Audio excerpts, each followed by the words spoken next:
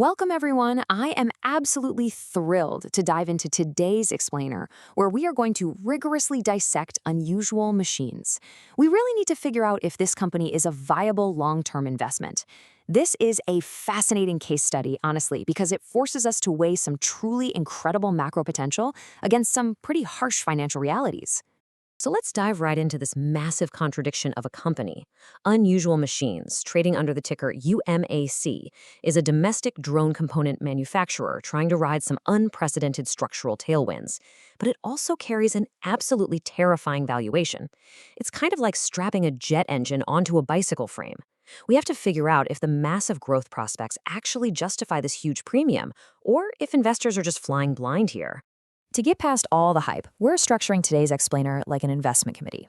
We'll be hitting 1. Business and market tailwinds, 2. Management and strategic execution, 3. Analyzing financial contradictions, 4. Calculating intrinsic value, 5. Technical Elliott wave analysis, and wrapping it all up with 6. The final investment verdict. All right, starting things off with Section 1, Business and Market Tailwinds. Let's start with the macro perspective, because the driving forces for domestic drone demand are undeniable.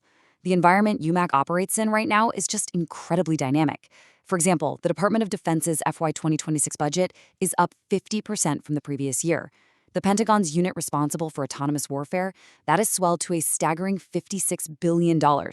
And beyond the military, the FAA is advancing drone delivery regulations that they expect to finalize by 2027, add in an anticipated 8% compound annual growth rate for the domestic drone market through 2030, and, well, every single signal points to massive demand for U.S. manufactured drone components. This is exactly why investors are paying such close attention. Now, what is actually giving the UMAC a fighting chance in an industry completely dominated by global giants like DJI? It's NDAA compliance. This is their core competitive edge. By offering a US-based supply chain with absolutely zero restricted Chinese components, they get their foot in the door for those massive government contracts we just talked about. But let's be totally honest with each other here. This NDAA compliance is merely an entry ticket to play the game, not some wide protective moat. In the grand scheme of things, their scale remains pretty small. Moving right along to Section 2, Management and Strategic Execution. Because honestly, a great market means absolutely nothing if the team can't execute. And man, just look at their proactive execution. In the first quarter of 2026 alone, management raised a massive $150 million through a share offering at $17 a share. But they didn't just sit on that cash. They immediately deployed $75 million to purchase raw materials, effectively locking down their supply chain for a full 12 months. On top of that, they advanced a $52 million acquisition of Upgrade Energy to build out dual-track battery production. That is a wildly aggressive expansion for just one quarter. The underlying logic driving this massive spending spree is pretty simple. Build capacity before demand explodes. Management has proactively raised their break-even revenue targets because they are consciously choosing to capture market share right now over short-term profits. CEO Alan Evans has stressed that the real bottleneck in this industry isn't demand. It's supply chain strength and the capability to scale quickly. So they are definitely taking a very bold swing. Which brings us to Section 3, Analyzing Financial Contradictions. And oh boy, this is where our narrative hits a major reality check. The crucial point here is this wild juxtaposition. On one hand, UMAC ended Q1 with a pristine, super rare balance sheet for a growth company, boasting $270 million in liquid assets. That breaks down to an incredible $5.60 of net cash per share, with virtually zero debt, giving them a massive runway. But on the other hand, their core operational profitability is just abysmal. They did report a net income of $10.3 million, but that was heavily inflated by one-time unrealized investment gains. Strip out that noise, and their core day-to-day operations actually lost about $1.5 million. Add in negative free cash flow and a gross margin that actually dropped down to 33% due to rapid expansion inefficiencies, and you can clearly see the operational strain they're under. And then, we have to talk about this number, $10.04 million. That represents the massive jump in outstanding shares from roughly 37.7 million up to 47.8 million in Q1 alone. This completely highlights the severe dilution risk shareholders are taking on. High growth comes at a steep cost, and if UMAC keeps funding acquisitions or capacity expansions using equity, current shareholders are going to see their slice of the pie shrink even further. Okay, let's roll into Section 4, calculating intrinsic value. With those harsh financial realities in mind, we have to ask, is the current price actually fundamentally justified?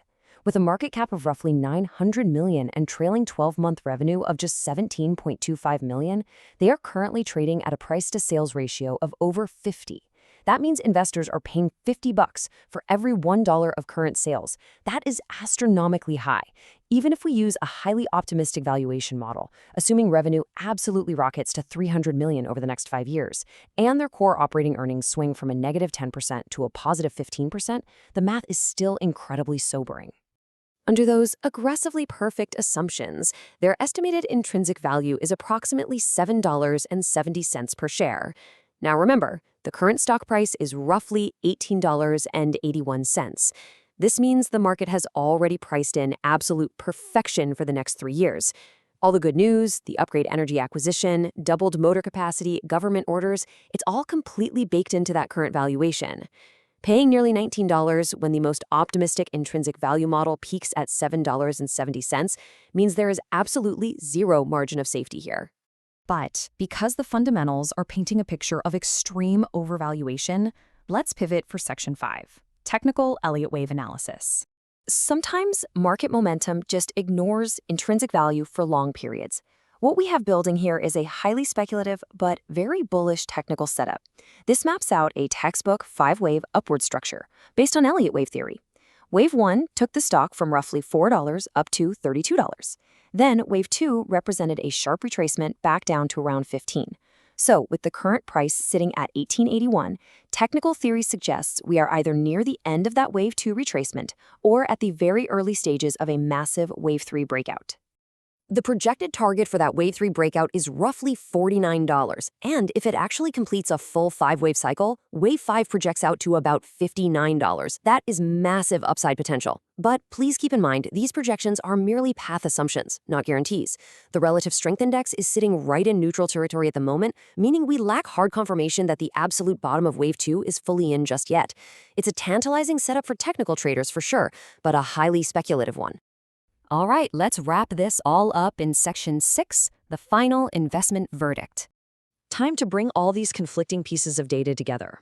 We have undeniable market growth and a cash-rich balance sheet, clashing violently against core operational losses and severe overvaluation.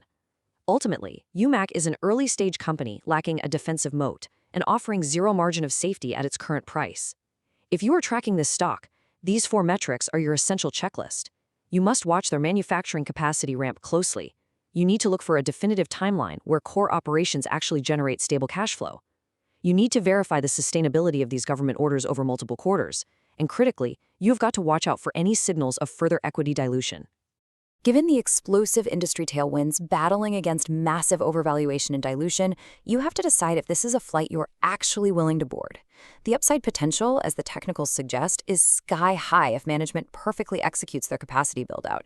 But the fundamental downside risk is equally steep if they stumble even a little bit.